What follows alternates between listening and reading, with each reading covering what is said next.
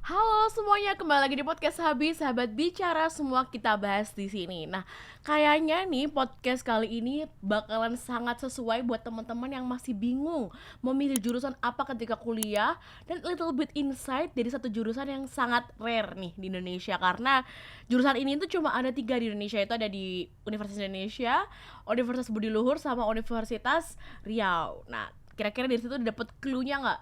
Yaitu kita akan bahas tentang serba-serbi anak kriminologi gitu.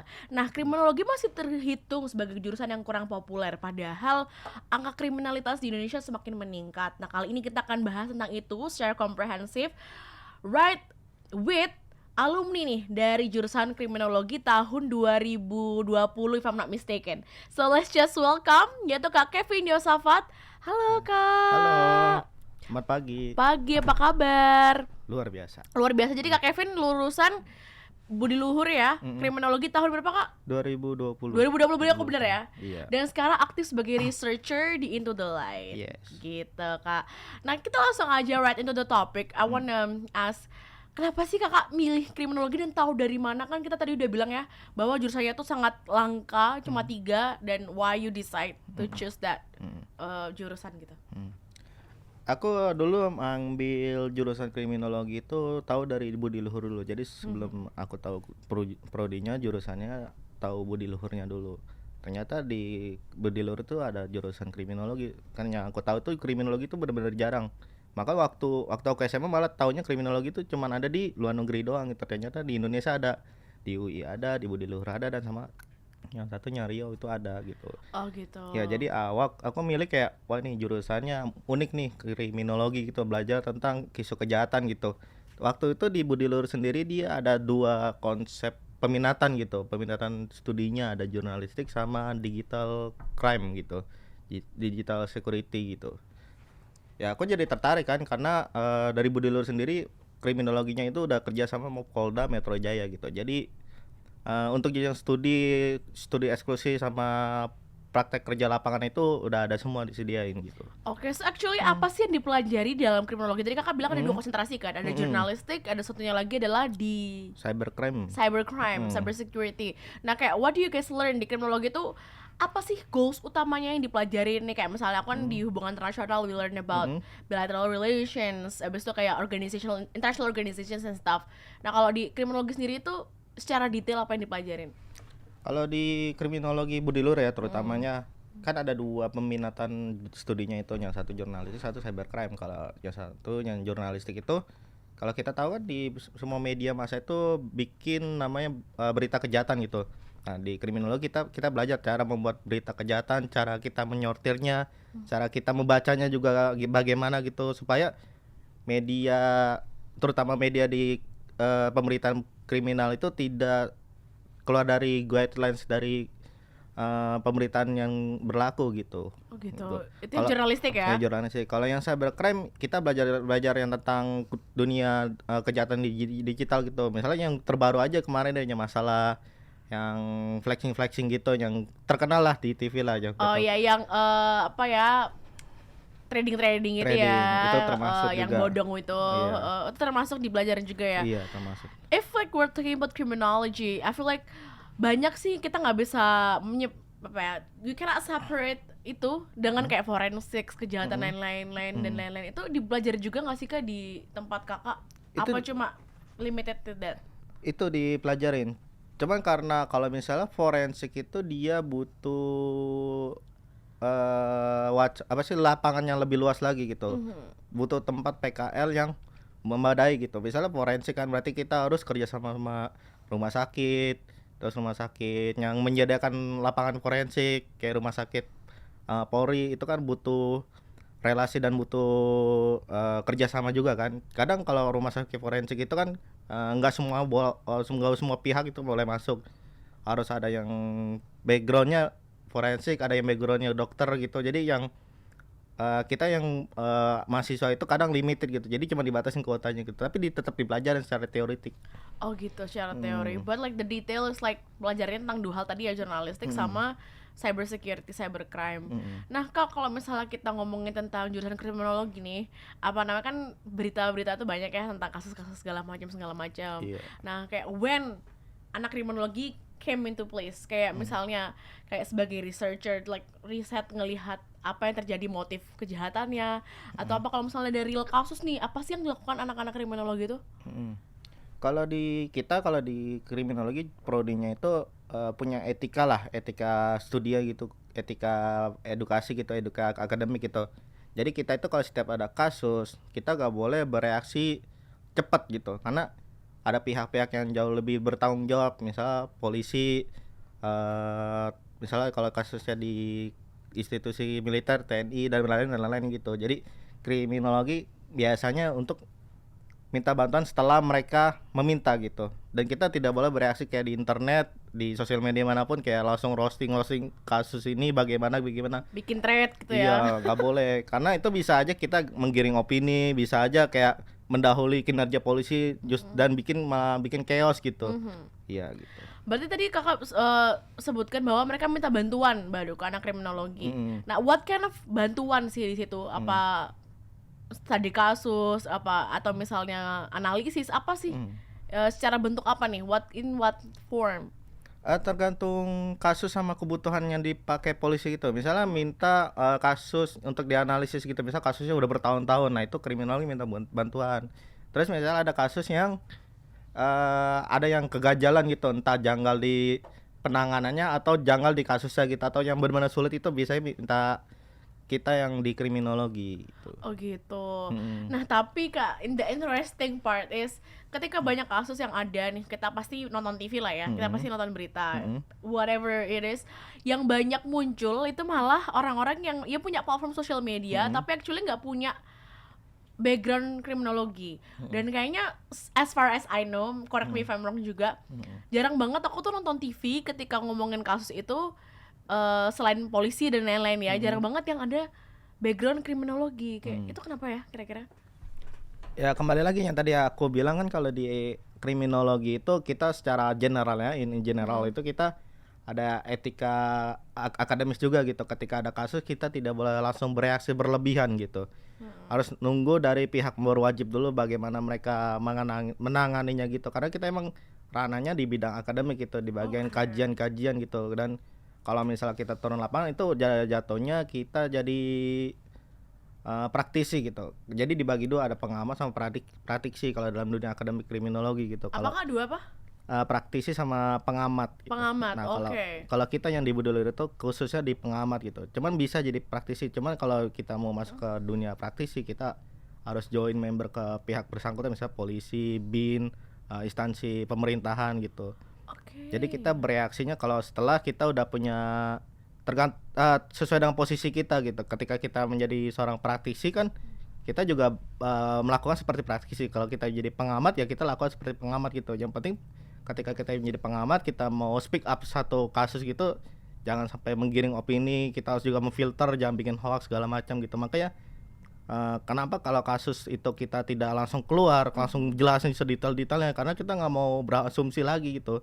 Karena kita nggak tahu di lapangan bagaimana, kita nggak tahu bagaimana yang kasus itu jalannya bagaimana. Jadi nunggu sampai kasus itu kelar baru kita analisis gitu. Nanti takutnya penggiringan opini sama lain-lain yang terjadi yang tidak diinginkan gitu, bisa bikin kekeosan gitu. Oke, misalnya nih talking about the worst case, ternyata kayak nggak tahan, accidentally speak up nih, padahal kasusnya belum kelar. Emang apa sih Kak konsekuensinya kalau udah terjadi seperti itu? Kalau konsekuensinya, kalau dari pihak internal di bagian akademiknya itu ya kita bakal di roasting habis-habisan sama dosen-dosen sama profesor-profesor, karena pernah ada kasus ke anak kriminologi gitu. Cuman bukan kriminologi Budiluhur ya, kriminologi di tempat lain itu dia membahas satu kasus pakai teori kriminologi. Tapi pas dibahas pakai kasus, banyak mahasiswa yang ya mungkin lebih jago, lebih pintar, dan beberapa dosen itu masih nyangga gitu kalau teorinya tidak tepat gitu. Nah, kalau kenapa nggak dibilang nggak tepat, takutnya bisa menggiring opini gitu. Misalnya yang salah A, Tapi gara-gara pakai teori ini akhirnya A itu tidak terlihat bersalah gitu. Jadi pihak B yang benar-benar salah gitu. Oke. Ya secara kaidah keilmuan juga harus diperhatikan juga gitu. Jadi nggak bisa serta-merta kayak oh kita analisis pakai teori ini gitu, nggak bisa. Harus ada kajian ini ilmuannya gitu. Karena kita kan lulusan jadi S1 sarjana gitu. Oke, Iya, bukan nice. bukan sekolah influencer gitu. Oh, nice. Iya. Sekolah satu aja bukan sekolah influencer. Hmm. Itu sih that's the thing ya, berarti emang karena kan kalau misal kita skripsi aja nih ya, Mm-mm.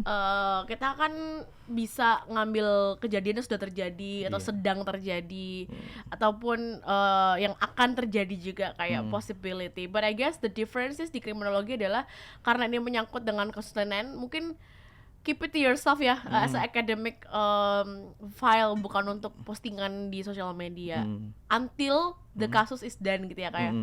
Tadi kan aku udah bilang tuh bahwa kalau kriminologi itu ada dua ininya, bisa pengamat, bisa praktisi. Nah aku juga pengen tanya nih buat teman-teman yang lagi kepo juga yang di rumah, kira-kira prospek kerja anak kriminologi itu apa aja sih kak gitu. Aku kembali yang dua tadi ya, praktis dan pengamat. Kalau misalnya Mungkin di breakdown, boleh di breakdown deh yang tadi.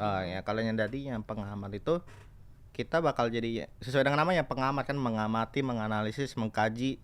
Itu bisa jadi dosen, bisa jadi researcher, bisa jadi pengamat, bukan pengamat, jadi peneliti juga bisa, jadi dosen, terus jadi mahasiswa juga bisa, jadi pokoknya masuk ke lembaga-lembaga yang sifatnya kajian gitu, bikin rekomendasi, bikin public policing gitu. Kalau misalnya bagian praktisi dia langsung turun lapangan kayak kepolisian, instansi pemerintahan.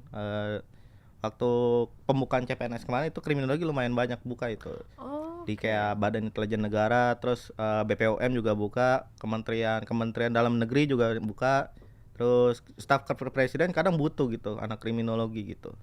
Oh gitu, apakah ketika kita mau daftar ke misalnya praktisi ya, kalau pengamat jelas lah ya, in academic form, Iya. ketika kita S2, S3, I mean we can always get better at that. Tapi kalau misalnya di praktisi kan ada tes ulang tuh kayak tes CPNS, tes di instansi masing-masing.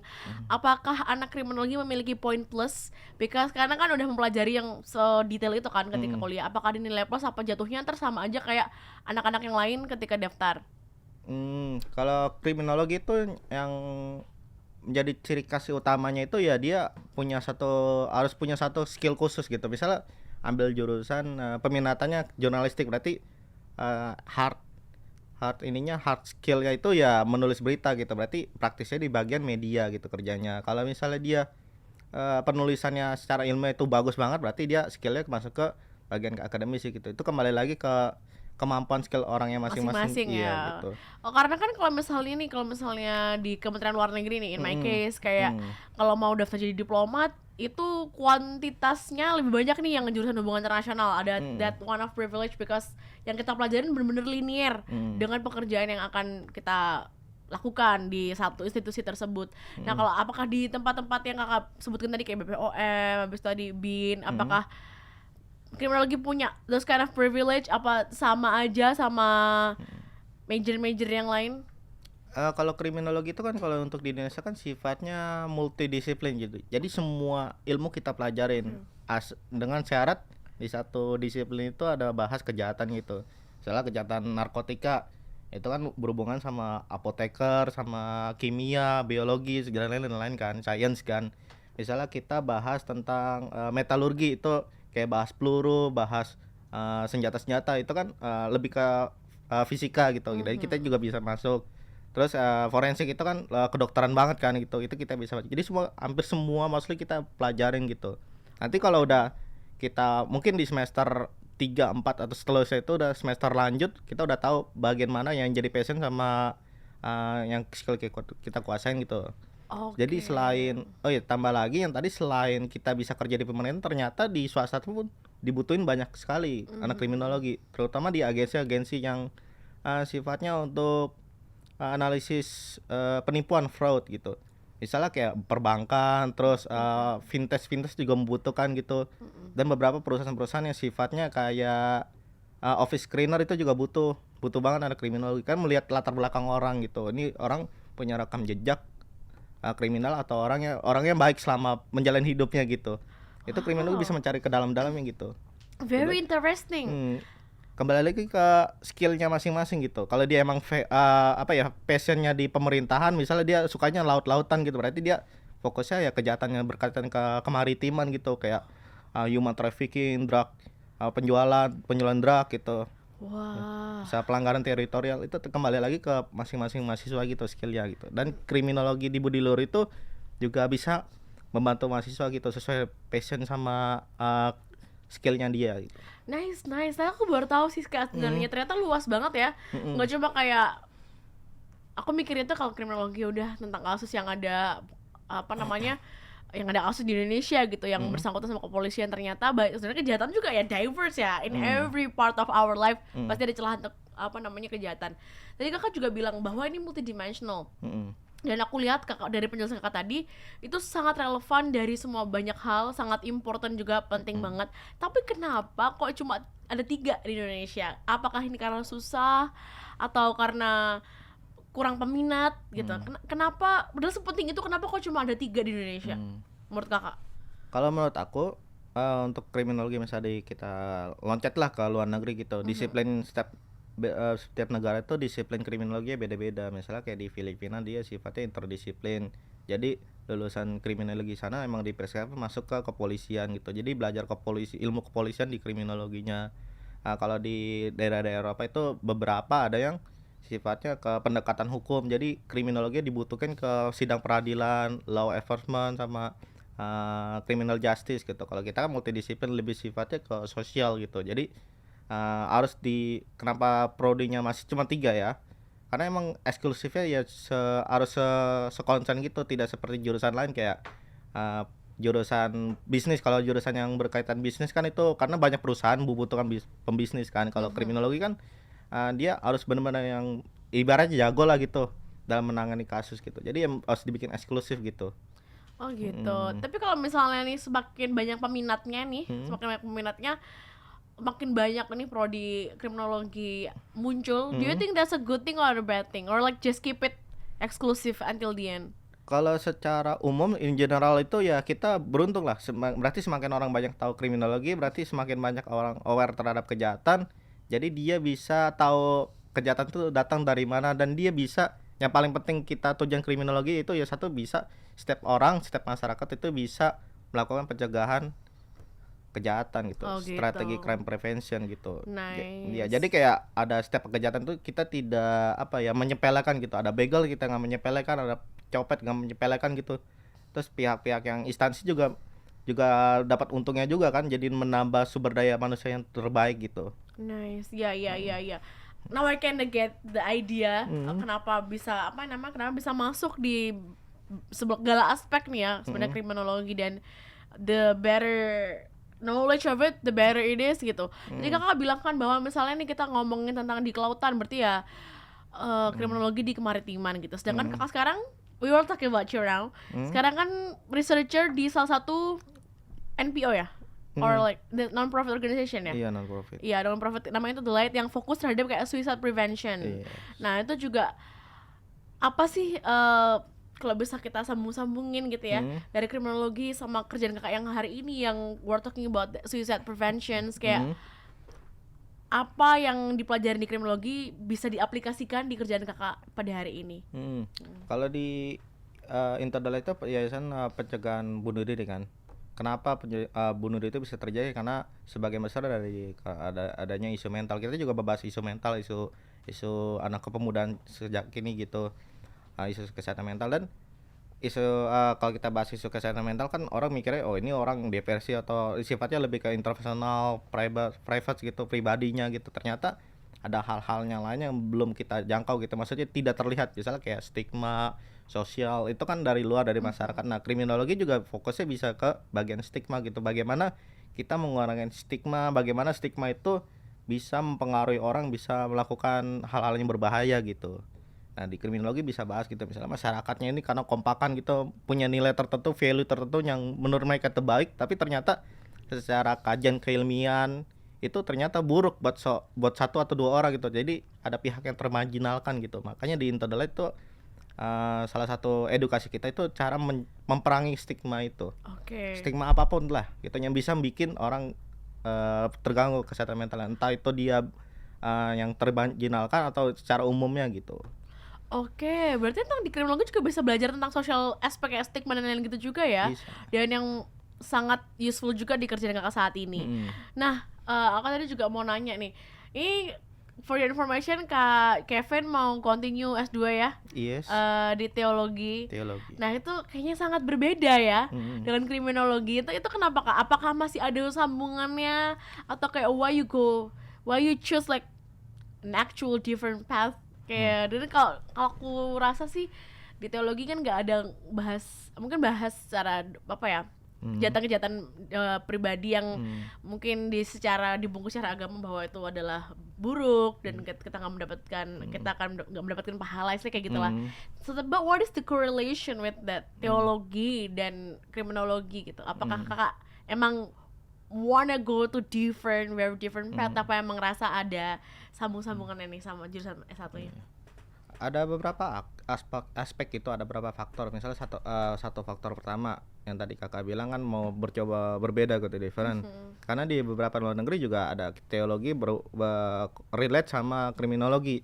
Dan kalau kita di Indonesia, ya kita tahu negara Indonesia kan negara paling religius di Indonesia, di dunia gitu. Kita tahu setiap ilmu itu pasti bisa dihubung-hubungkan dengan keagamaan gitu, dengan agama ada kepercayaan something gitulah. Jadi kenapa kriminologi itu bisa bersinambungan sama atau berelasi sama teologi, karena kembali lagi kan kita sebagai manusia, kita adalah makhluk yang punya satu objek yang harus kita sembah gitu. Jadi kalau namanya semua agama pasti mengajarkan kebaikan kan.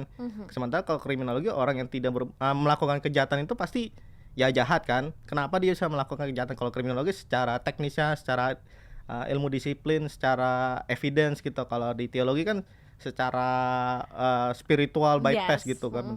Jadi di relate situ. Jadi kalau misalnya di kan teologi itu kan kekristenan misalnya di Belanda deh.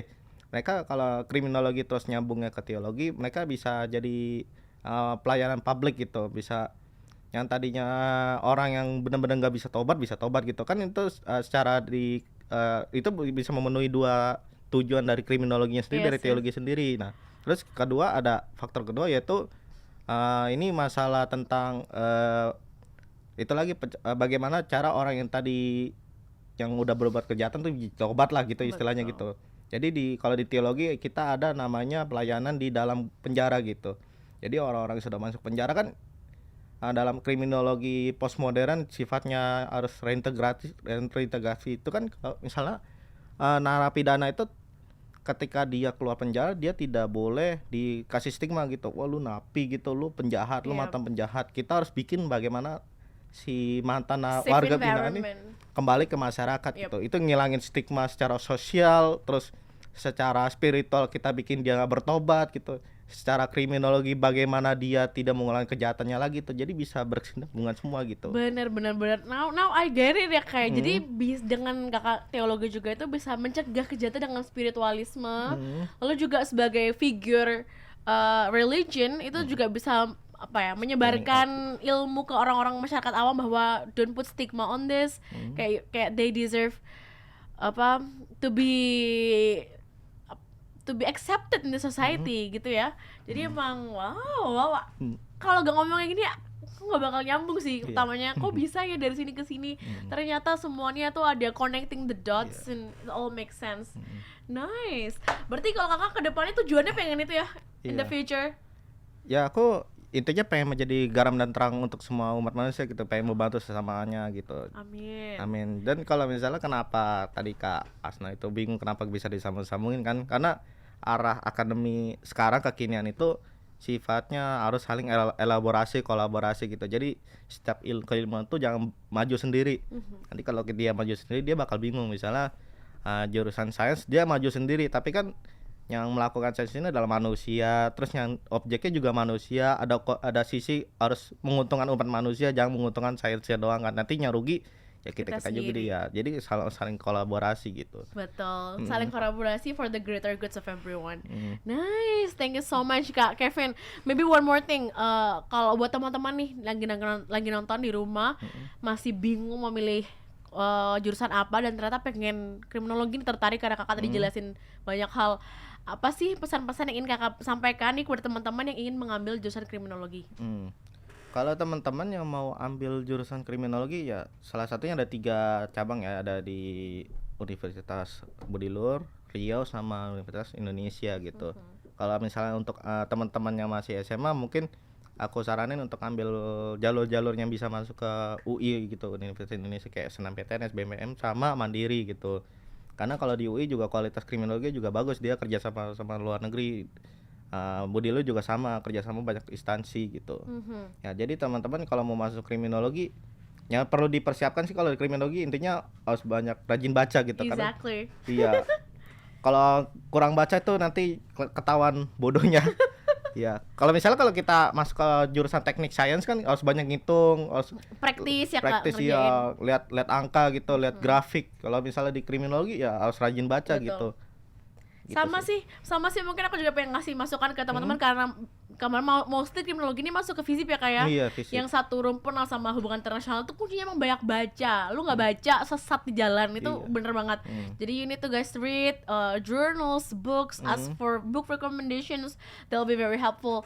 Thank you so much Kak Kevin. Mungkin Iya. one more thing again nih karena seru banget. Kita kan di podcast Sahabat Ganjar nih, as we can Yeah. see gitu ya. Apa sih yang kakak tahu nih tentang Pak Ganjar Pranowo? Kak Kevin aslinya orang mana? Orang Jakarta ya?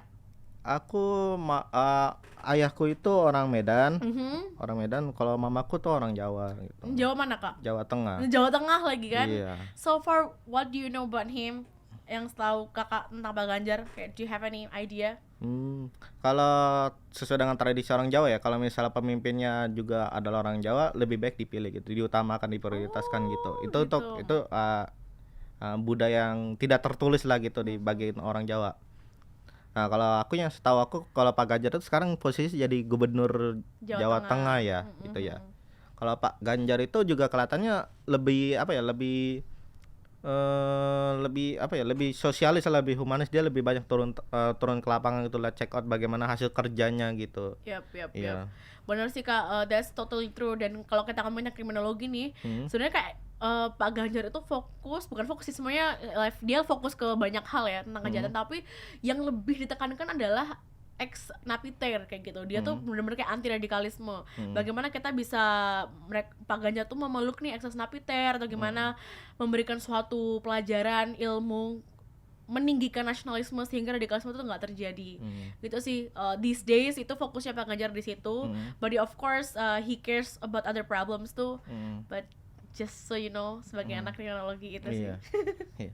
Kalau Pak Ganjar itu kalau misalnya tadi kakak Asna bilang kalau fokusnya untuk deradikalisasi para napi teroris kan itu juga jadi tujuan dari kriminologi. Jadi orang masuk kriminologi kalau udah paham hukum, paham kejahatan, isu sosial, isu kriminal itu sifatnya nanti kalau misalnya ada penjahat udah kelas berat nih, yang secara pidana dia harus dihukum mati. Kita sebagai mahasiswa kriminologi juga banyak kajian-kajian, jadi kayak hukuman mati itu lebih banyak kerugiannya loh daripada kita hukum mati seorang teroris. Kenapa kita nggak dari redikalisasi dia, ngajak teman-temannya yang masih di luar sana yang kita nggak tahu keberadaan bagaimana, udah sebesar apa mereka, bikin mereka kembali ke jalan yang benar, kembali ke Pancasila, mereka tobat lagi gitu. Yes. Ya itu yang tujuan utama dari kriminologi, karena kita hukuman mati kan juga masih banyak ininya, banyak perbincangan lah, itu masih pro kontra gitu. Daripada kita fokus kita harus hukum mati dan pelaksanaan juga lama, banyak biaya juga.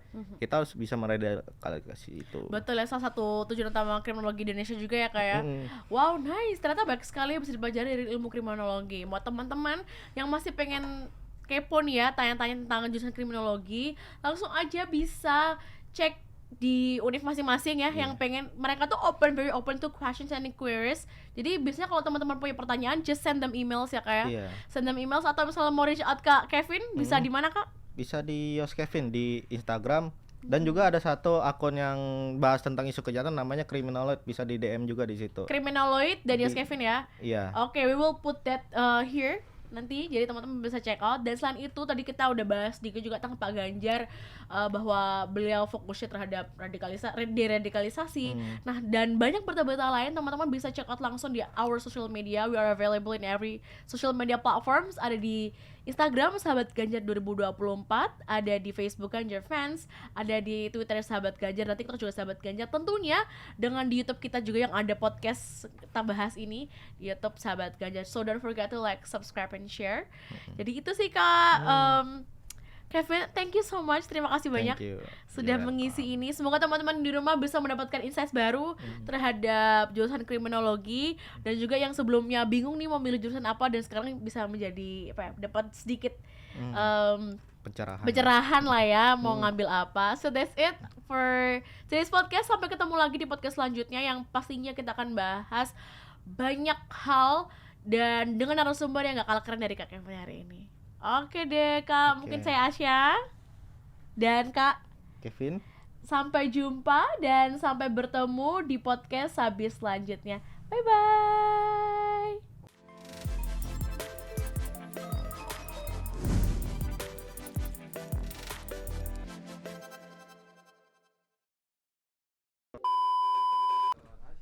Halo Asya, cek, kita sambil tesan dulu ya. Iya, cek.